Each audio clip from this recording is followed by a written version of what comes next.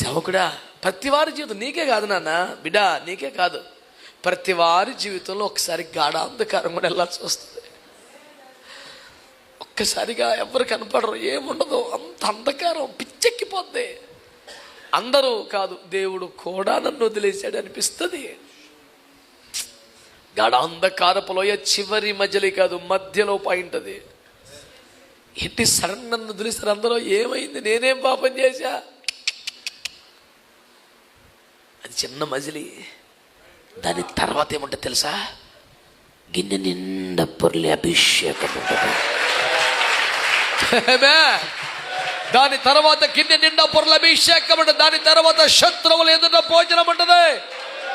కారణం దుడ్డు కర్ర దండము నీకు తోడుగా ఉంటుంది. కృపాక్షేమములే వెంట వస్తాయి. చిరకాలము చిరకాలము చిరకాలము నువ్వు యెహోవా మందిరములో ఉంటావు. స్వతంత్రించుకుని వారందరూ ఆమేనండి.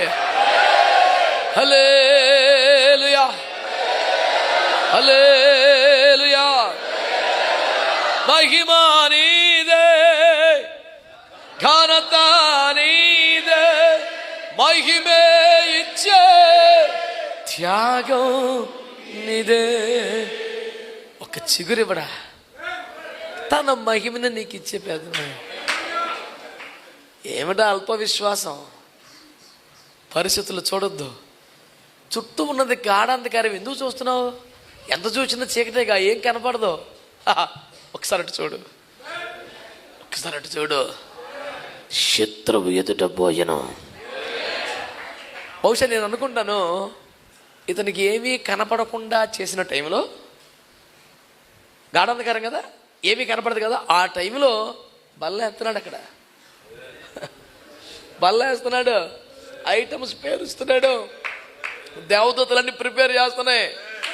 ఆ అరేంజ్మెంట్ నీకు ఎందుకు లేదు సోపటం అని అంటే చీకటి వచ్చింది తప్ప, మొత్తం టేబుల్ రెడీ అయిన తర్వాత వెలుగు హల్లెలూయా.